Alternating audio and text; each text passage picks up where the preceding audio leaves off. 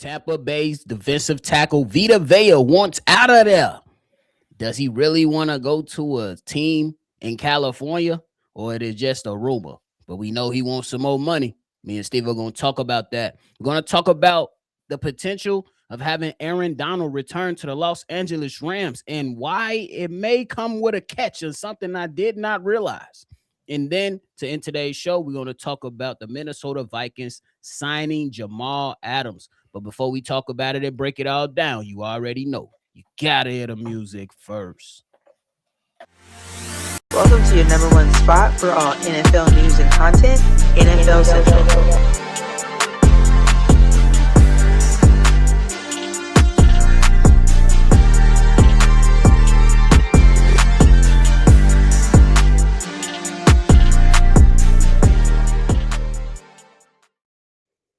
What's going on, football fans, and welcome back into another episode of NFL Central, your number one spot for everything NFL. I'm your host here, Bobby, joined by Steve-O, and we're on our road to 1K.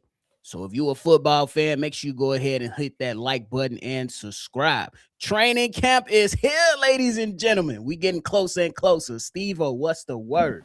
What's the word? Training camp is the word. 2 words. Literally. The 2 words. But hey, Steve-O, interesting things hit the docket yesterday, man. First thing up, we got to talk about Vita Vea. Really good defensive tackle down there in Tampa Bay has requested a trade from the organization. Now, this is the early parts of it. It's pretty much him saying, hey, either pay me some money on, or I want to get out of here and go to a team that will pay me. Now, there's a number of things just to provide context before we get to Steve-O. Jeremy Fowler tweeted that he wants to play for a team in California or the Raiders. And then there was other rumors that came out and said that he never really said that. So that's just the context. Steve-O, how you feeling about Vita Vea wanting out of Tampa Bay? I knew it was kind of something that's going to come down the pike because he was scheduled to make about 18 or 17 million this year, but it was not fully guaranteed. And with him being 31 years old, this is probably one of his last chances to really get paid, especially in a market where you see multiple D tackles get paid a considerable amount of money. So it makes sense for a bevy of reasons. There's 2 reasons. One, Tampa Bay ain't winning no championship or being no contender no time soon, even though they've been a threat with a weak ass division. But regardless of that, with him being 31, I'm sure he wants to be a part of a team that has a legitimate chance of being in the playoffs and really in the Super Bowl type of situation. So with that being said, I think that the potential rumors around wanting to possibly go into a California team might be true because all the California teams are en route of possibly being contenders, whether that's, we all know the Rams, whether that's the Chargers, whether that's the 49ers here. Quite frankly, I feel like the 49ers need them the most. So if they can make that shake, that will work out. But yeah, it just makes sense. You're a 2-time Pro Bowler, Super Bowl champion winner, plenty of experience, 31, still think he got a lot left in the tank, one of the best run stuffers in the league. For somebody gonna get him, and I think somebody should get him for sure. And I'm not mad at that, bro. I think Vita Vea has a strong case for requesting his trade. First and foremost, y'all already trying to deal with and trying to figure out how y'all gonna pay Baker Mayfield if y'all want to pay Baker Mayfield. Just a side note, do not become the Cleveland Browns and go ahead and just ship off a quarterback that has helped you stay competitive. Do it the right way. Have them in place and draft somebody to learn behind them. Don't play games and be stupid, Tampa Bay. But back to Vita Vea. Steve-O, this guy is a awesome defensive tackle. Definitely up in the upper echelon with some of the best ones out of there. You talked about the $18 million that he's going to make this upcoming season. He looked at Jeffrey Simmons and said, he getting 31. I know he 28, but he getting 31. I get I somewhere need, around I that. need, you know what I'm saying? Get me closer to that number because the gap between 18 and 31 is a large one in Vita Vea's eyes. And the Tampa Bay Buccaneers either better figure it out and re-sign them, or you better go get you some draft capital and move on. No questions, bro. No questions. Simple, Figure it out. simple as that. It's a very straightforward thing. Either pay them or get something for them. It's On that the real. simple. Yeah, I don't know why teams. And shout out to Indonik Sue. I think he's starting to get into the podcasting game. And he came out and he posted something on his social media pages and was like, I don't know why teams constantly do this. You know that these moments are coming. You Mm-hmm. know that guys are not, if you know your position as a football player, you're not gonna go out there and settle for less when you watch the others around you getting big paydays. I understand there's going to be an argument to where people say, well, honor the contract. This is not an NBA contract to where it's fully guaranteed. This man can get hurt and he can miss out on some of that money. So Yep. it's different between NBA players and NFL players. But Steve-O, you said something very, very interesting about Vita Vea being a potential fit for the San Francisco 49ers. Can you please elaborate? I'm just saying, when you come down to it, like we all know that you got Nick Bosa returning, but not necessarily knowing exactly what you're gonna get. So you want to add some more depth and some more not even just pressure up the middle, which he had what I think over 40 hurries last year, Yeah, I think like it's 51. 51 hurries, like 4 sacks. But when he get grime and dirty in that run game, and I think that was Mhm. something they was not able to start hence multiple shootouts they had throughout the league, especially towards the end of the season. So sure enough, that defense has always been a thing that we said that they should have been trying to do in the offseason. And this one move came with a nice little dent in the uptick on their defense, in my opinion. For sure, man. I think that'd be something that's good for the San Francisco 49ers. I think the biggest question, if the San Francisco 49ers did pursue a guy like Vita Vea, is that they got an old team. Old team. They got some old But guys they around. That kind of in a defense win. relatively young, though. But they kind of in a win now situation. Like this is you still got a lot of people in that squad that you first went to that first championship with, like your Fred Warners and such. So and then you still got a nice mix of like young players and players that you gather over the middle. So yeah, I think this is the window. Like if this is your final, just like there's multiple teams that their window is closed, and I think the 49ers, this is their window before they have to move on, before they have to move on from a McCaffrey, before they have to move on from people they already moved on. I mean, well, they got a Mike Evans now, so like I said, they're trying to. It's showing with me that they're trying to go for the whole gauntlet, in my opinion. I agree with you. Definitely, it definitely appears that the San Francisco 49ers are trying to go for it. In addition of Vita Vea will be huge to help them really, really go for it, even as elder statesmen. And I ain't counting them out this year, Steve-O. I counted them out last year, and they made me look like a motherfucking fool. So I'm going to sit back and let the San Francisco 49ers do what they do. I'm going to be And quiet this time around. them old motherfuckers I ran our young ass, so On shit. the real. San Francisco, I'll be quiet this time. But when you leave, I'll I'll be be talking talking again. again. On the real. But hey, y'all let us know y'all thoughts about Vita Vea wanting out of Tampa Bay and where you believe he should go. Type it in the comment box below. But hey, Steve-O, with lots to talk about with Aaron Donald.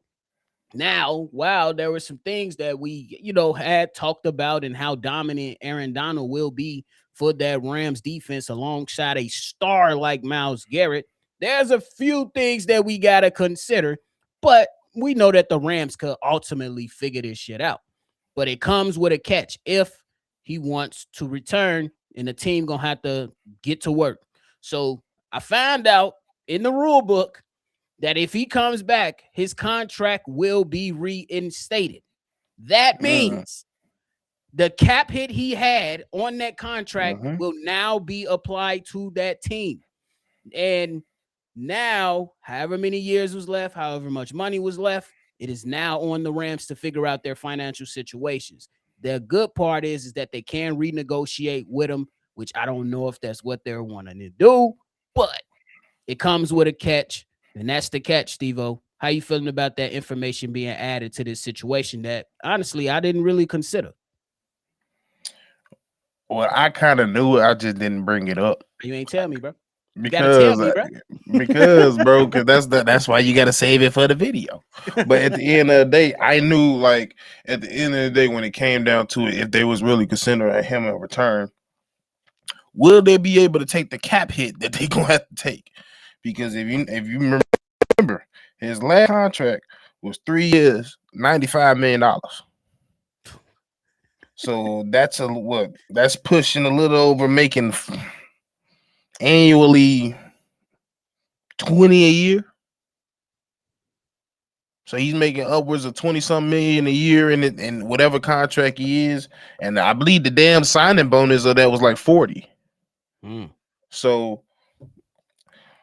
and the guarantee was like 50, I want to say. bro. So, yeah, it's not a if or but.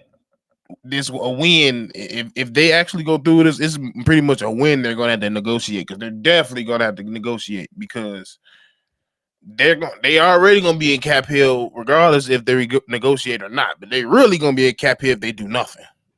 You absolutely right. They definitely are. The Rams are definitely entering the space of being in cap hell. You just paid Trent McDuffie an extension. You got Myles Garrett, who makes a lot of money. You got Matthew Stafford, who you have on a deal. Hey, Aaron Donald come back. Y'all coughing up some money. And I'm pretty sure it's some money on that offensive line as well. So, hey, boy, Hell, that this they hell, I might be like, look here. I love you, Aaron Donald, but we'll go get Vita Vea for cheaper, nigga. What you talking about?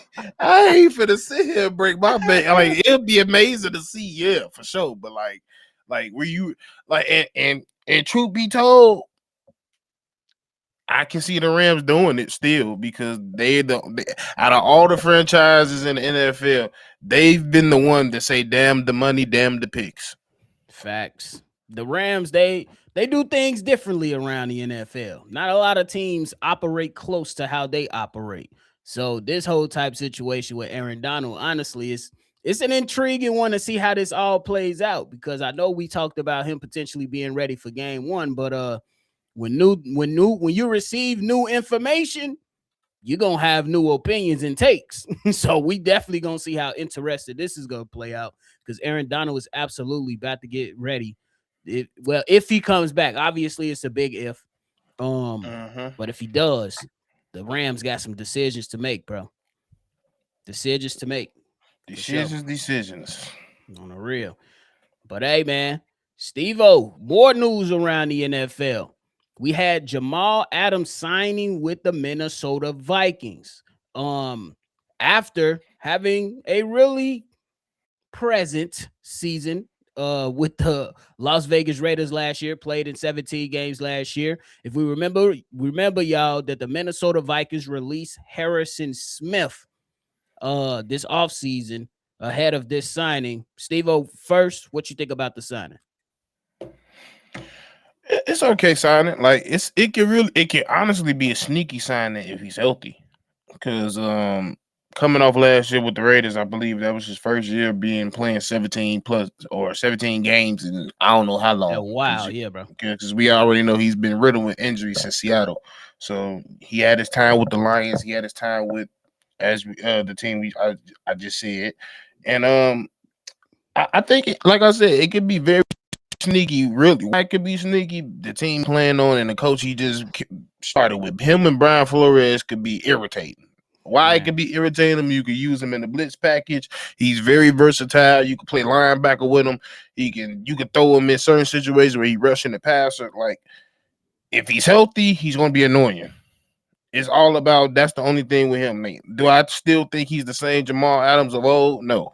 Like, he not even the Jets version of himself. But like, when it comes down to it, he still has tons of leadership. He knows what he's doing. He's still versatile enough to play the position. And he could be, like I said, with Brian Flores, you know how he could coach the hell out of defense, and his blitz packages he comes up with is insane. So he could be very annoying. I'm gonna agree with you wholeheartedly, bro. With the whole annoyance part of Jamal Adams being able to work with Brian Flores. Brian Flores, when you even talk about him, you get annoyed. The Yes. you it's like, and I'm going to a basketball analogy. It's like you hate him when he not on your team, but you love him when he on your team in Russell Yep. Westbrook. Yep. Like annoying as hell, but you love Draymond. him. On a real, a Draymond Green. That's Brian Flores as a coach. Brian Flores is a Draymond Green as a coach, a crash Yep. out. Because I'd be like, bro, did you even have to blitz on first down to start the game? I wanted to. We starting the game, bro. Like, yeah, we sent an 8. I'm gonna What? say I'm gonna say the 8 for the love of the game. Fuck it. He trying to set the Just the tone. fuck just because I know you're a rookie, I'm just fuck your head up. On a real, like, yeah, we're gonna rattle this rookie early and often. I feel bad for anybody that goes up against a Brian Flores defense and you're a rookie. Oh my god. It's gonna be a rough day for you, pal. It's gonna be a rough day for you. Cause he make experts look stupid. On the real, bro. It'd be crazy work dealing with that. But ultimately, I think Jamal Adams is a good pickup for them. Obviously, they lost Harrison Smith. That was some leadership, but I think you gain a little bit of that leadership back, and you're gonna have that in the building with a Jamal Adams. Absolutely, the schematic stuff that you broke down, I agree with that wholeheartedly. With his versatility, again, the biggest question is the question mark with Jamal Adams. So we'll see Health. what happens with it. We'll see. It's literally just health when it come down with him. If he's healthy, I think it could be it's gonna be positive. If he's not healthy, he's gonna be what we've been seeing with him. On the real. But We'll it's coming see. off it's coming off a year of him being healthy, so that's a positive. That is very well a positive, and he did it with the Raiders. So Yeah. He had a solid season for like 45 tackles, a sack, or a fumble. For sure. Oh yeah, before we get up out of here, Steve-O, just reported the Minnesota Vikings are going to be inducting running back Adrian Peterson into their ring of honor. We was just talking about people that annoyed us. Oh my God, playing him twice a year? My goodness, that was annoying. Definitely, shout out to him, especially especially with him. It's good to hear something positive around his name finally. Yeah, it's definitely because it's been some, yeah, for sure. But you got anything left, man? Nah, bro. Well, all right, ladies and gentlemen, that is it from us today, man. We appreciate y'all for tuning in to another episode. Before y'all get up out of here, make sure y'all hit that like button and subscribe to the channel, man. Leave y'all thoughts down in the comment box as well. And don't freeload. Support the channel. We on our road to 1K, man. Like button, subscribe. We appreciate y'all. Make sure y'all always love football. Y'all already know we're going to catch y'all on the next one for sure. This has been a presentation of the Breaks Media.